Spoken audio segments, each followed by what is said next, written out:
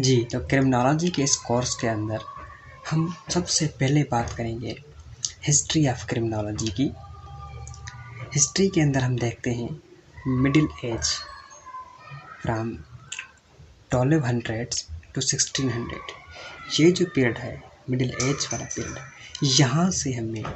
Crime और criminology की एक कड़ी मिलती है। उस टाइम पे क्या होता था कि जितने भी लोग एंटी सोशल बिहेवियर करते थे, वॉयलेट करते थे, रूल ब्रेक करते थे, उनके लिए एक बिलीव था, एक ख्याल था, एक आइडियोलॉजी थी, एक थियरी थी कि ये लोग जितने भी एंटी सोशल एक्ट करते हैं, इनको कोई इविल फोर्स, कोई शैतानी ताकत, कोई कुव्वत, कोई सुपर नेचुरल पावर है जो कि इनसे ये काम करवाती है, यानी कि इनको क्राइम के अंदर इन्वॉल्व करती है और फिर उनको सज़ा भी उसी बुनियाद पे डिवाइन लॉ यानी कि उस टाइम के मज़हब के हिसाब से दी जाती थी। तो उस टाइम पे सीज़र बेक्केरिया, जेरेमी बेंथम या ऐसे जितने भी सोशलिस्ट थे, क्रिमिनोलॉजिस्ट थे या जितने स्कॉलर्स आप कह लें, उन्होंने एक रैशनैलिटी का कॉन्सेप्ट दिया, कॉन्सेप्ट ऑफ रैशनैलिटी। उन्होंने कहा कि नहीं जी, क्राइम जो लोग करते हैं वो कोई इविल फोर्स की वजह से नहीं, बल्कि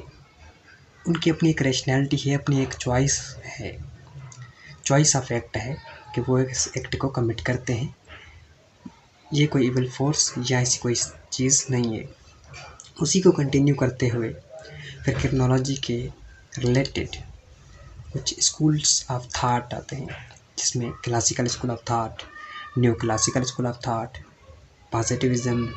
लोम्ब्रोसो के आइडियाज़, लोम्ब्रोसो की थ्योरीज ये आ जाती हैं। लोम्ब्रोसो का जो सबसे बवाल मचाने वाला कॉन्सेप्ट था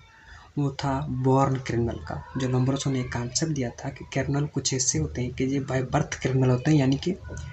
उनके अंदर ऐसी खसूसियात, जेनेटिक खसूसियात होती हैं, ऐसी खास करेक्टरिस्टिक्स होती हैं जो कि उनको लीड करती हैं, डिस्पोज करती हैं टुवर्ड्स क्रिमिनलिटी। तो ऐसे ये कॉन्सेप्ट हमें मिलते हैं इस हिस्ट्री के, जहाँ से हमें पता लगता है कि क्रिमिनोलॉजी की एक ओरिजिन जो है वह 18वीं सदी के अंदर जब इंडस्ट्रियल रिवोल्यूशन आया हुआ था, तो इंडस्ट्रियल रिवोल्यूशन की वजह से क्राइम रेट भी हाई हो गया था।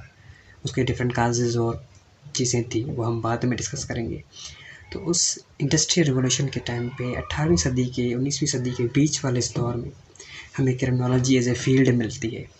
जिसके अंदर लोम्ब्रोसो के कॉन्सेप्ट थे, जेरेमी बेंथम के कॉन्सेप्ट मिलते हैं हमें, और सीज़र बेक्केरिया के कॉन्सेप्ट मिलते हैं हमें। उसके बाद 20वीं सदी जहाँ से स्टार्ट होती है, यानी कि एक क्रिमिनोलॉजी भी एक फाउंडेशन या स्टार्टिंग पीरियड में है और बन रही है, एक फील्ड के तौर पे आ रही है। तो उस टाइम पे जो क्रिमिनोलॉजी इवोल्यूशन है वो डिफरेंट फील्ड की हेल्प से होती है, डिफरेंट सब्जेक्ट्स की हेल्प से एक इवोल्यूशन स्टार्ट होती है, जिसके अंदर सोशोलॉजी का किरदार है, साइकोलॉजी का किरदार है, और उसके अंदर जो है एंथ्रोपोलॉजी का किरदार है, बायोलॉजी का किरदार है। ये डिफरेंट साइंसेस, डिफरेंट सब्जेक्ट्स जो हैं,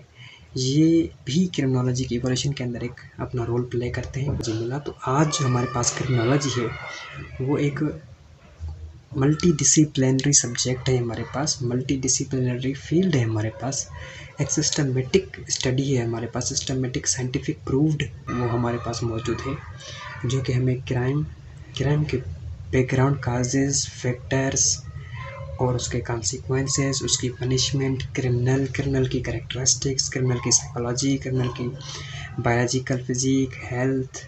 और उसके जो बाकी फैक्टर्स भी हैं, बाकी जितनी भी उससे मिलती जुलती चीज़ें हैं वो हमें आज क्रिमिनोलॉजी प्रोवाइड करती है, जिसकी मदद से आज हम क्राइम को प्रिवेंट करने के लिए, कंट्रोल करने के लिए सूटेबल मेयर्स ले सकते हैं। तो इस तरीके से क्रिमिनोलॉजी एक डिटेल हिस्ट्री से, डीप हिस्ट्री से हमारे पास पहुंचती है।